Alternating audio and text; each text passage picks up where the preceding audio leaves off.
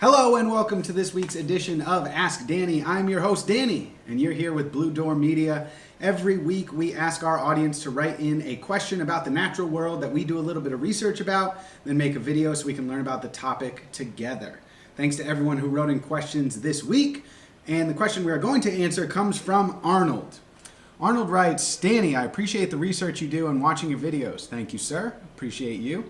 My question for you today is, what are small things I can implement into my life without putting much effort, but still contribute to a greener world? And the example that Arnold gave for us today is putting cans into the recycling instead of the trash. It's a good thing to do. Thanks for your question, Arnold. I really appreciate this question because there are a lot of things that individuals can do that contribute to a greener world, as Arnold put it. Most of the problems with climate change do come from large corporations, governments not doing what they should, but there are a lot of things that we can do in our lives that do have an impact. We're going to talk about those today.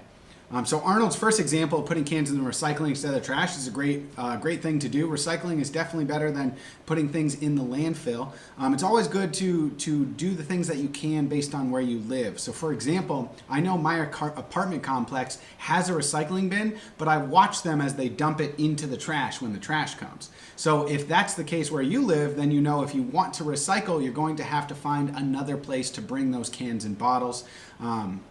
So that's just an example. But if you live somewhere where they do recycling and you know it's sorted, different trucks, things like that, recycling is a great place to start. Another thing that you should check on where you live is if they offer composting. So a lot of towns, cities are starting to offer composting, so they'll actually give you a free green bin that you can put your organic food waste, things like that, and start composting. You can also do your own composting, again, depending on where you live. There are some regulations on that. But composting is a really great way to get rid of organic food waste. I think personally the biggest thing that we can do as individuals is cut our single-use plastic use. And this is twofold because number one, plastics almost always end up in the ocean.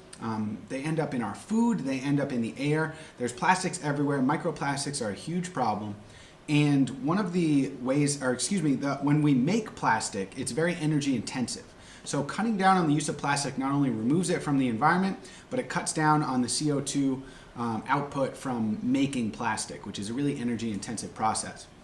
Some of the easiest ways you can do that, I know we've talked about this one before. This is my trusty little moonshine bottle. This is water, reusable water bottle. One of the easiest ways to cut single-use plastic water bottles out of your life. I drink a lot of water every day.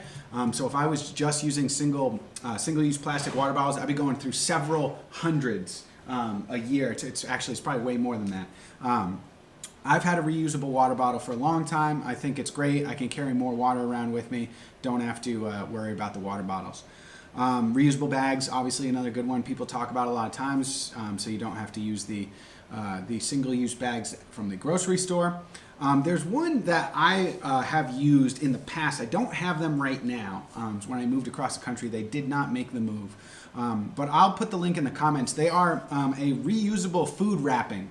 So instead of throwing your vegetables, fruits that you're going to use later in like a Ziploc bag or even a Tupperware, you can wrap them in these.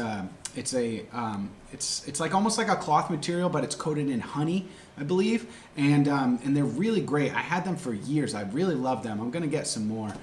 So I will link those in the comments. That's a really great way to kind of not use Ziplocs, things like that. The more you start to look into your life, the more you'll see that you use a lot of plastic, and it's okay. But there are alternatives out there, and if you really want to make a difference, I think the single-use plastics is a really great place to start. A little bit more on things we can do. If you own a home, I would definitely suggest looking into renewable energy. I do not own a home, so I don't have solar panels, something like that, but many members of my family do. It's been great for them.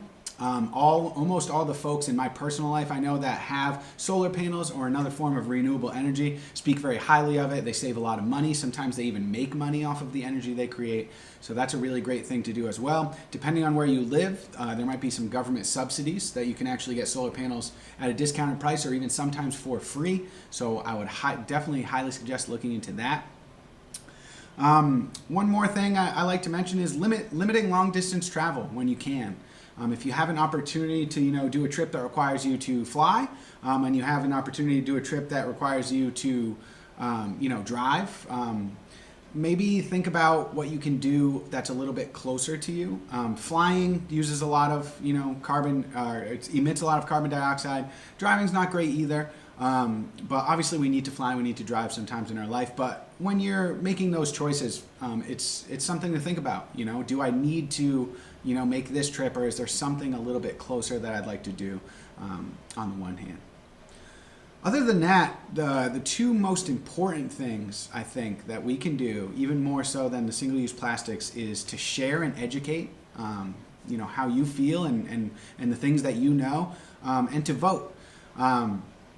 Politics is not our strength. We don't talk about it often, but I always offer people the tips that if environmentalism is important to you, then think about that when you go to vote.